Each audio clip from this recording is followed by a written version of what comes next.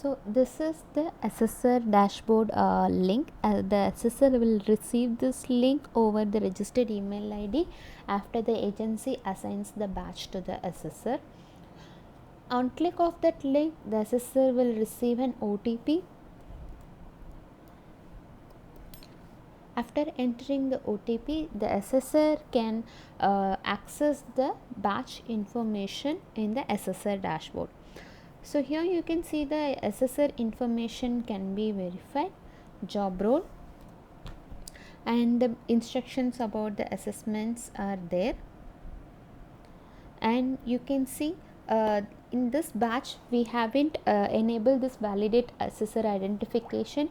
In case if we have enabled that one, then before getting into the batch details, the assessor need to verify or confirm the validity through an image. So once that process is done, that assessor can access this information in the assessor dashboard. Here you can see the download documents button.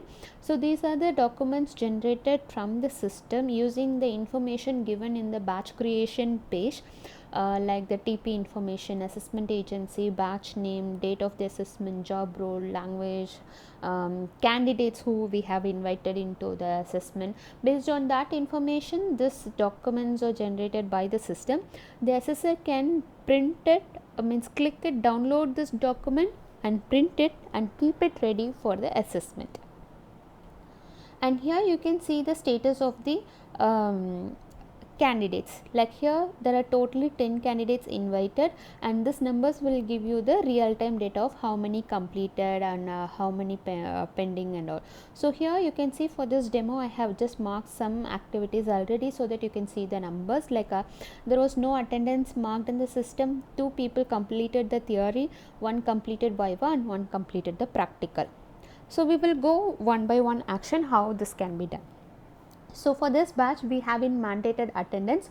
For that reason, before even marking the attendance, the assessor can view the access code of the candidate. So what is the purpose of this access code is that to start the theory assessment, the assessor need to publish this link in the training center.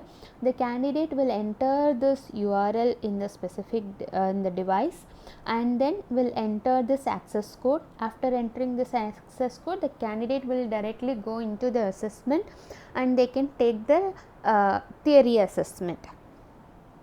So consider, now we will see like how the attendance can be marked in the system. So here I am going to candidate 3. You can see mark attendance is there. On clicking that one, it will open a pop-up window where the assessor can fill in the other details of the candidate. If they want to verify the other information, OTP, that can be done. So after filling this other information, the candidate can be marked as present, or for absent you can, without even the other number, they can mark it as absent. So this is how the mark attendance feature works. By making it mandatory, you can ask the assessor to perform this task very first before even sharing the access codes.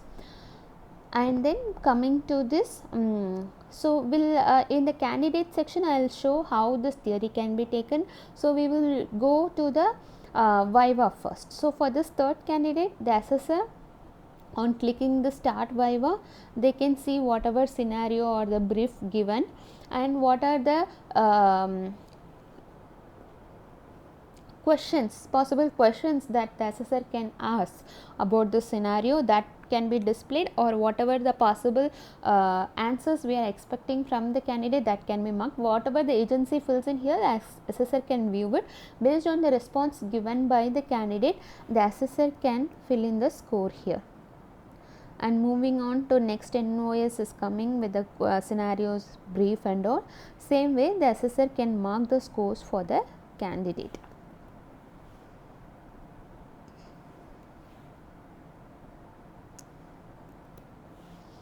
So I am just completing the Viva for this one candidate. As soon as I submit, you can see the status change from start Viva to completed. Now we will see the practical. So on clicking start practical, you can see the brief or the scenario loads, and these are the rubrics, and these are the parameters on which these are the parameters that can be marked by the assessor based on the response or the performance or of the candidate during the practical assessment.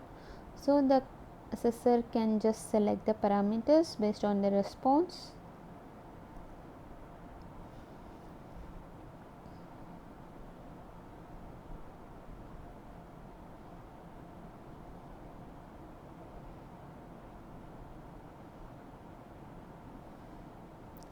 So after giving or evaluating all the parameters, the assessor can submit this practical assessment.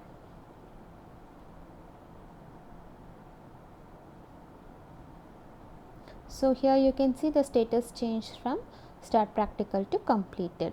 So assume that I'll show this theory in the candidate side. So we assume that all this actions the assessor is doing, and when they are going for a break, as I mentioned, by clicking this notify to agency, the assessor can send a real time data to the agency.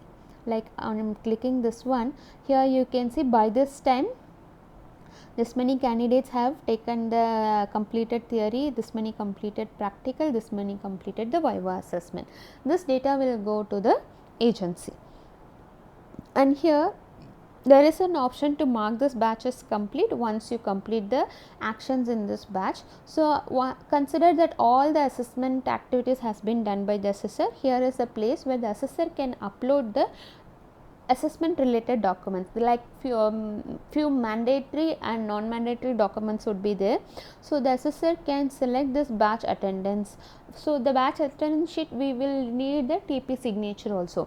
So after taking the signature, they can just scan and keep in the device, and they can select the document. By clicking this one upload, the document can be uploaded. Same way, all those documents including the photos and videos can be uploaded from this interface. After uploading all the documents, the assessor can mark this batch as a complete. Unless until this documents are uploaded into the system, the assessor will not be able to mark this batch as complete. For the reason, if this is not marked as complete, the next day the assessor will get a reminder about the documentation purpose. So this gives a track for the agencies to monitor whether they have received all the documents in place for any batches.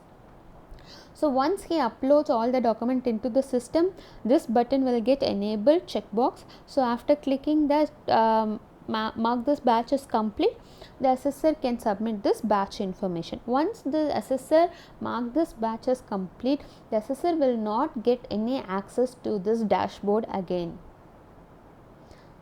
So these are the activities which can be performed in the assessor dashboard by the assessor.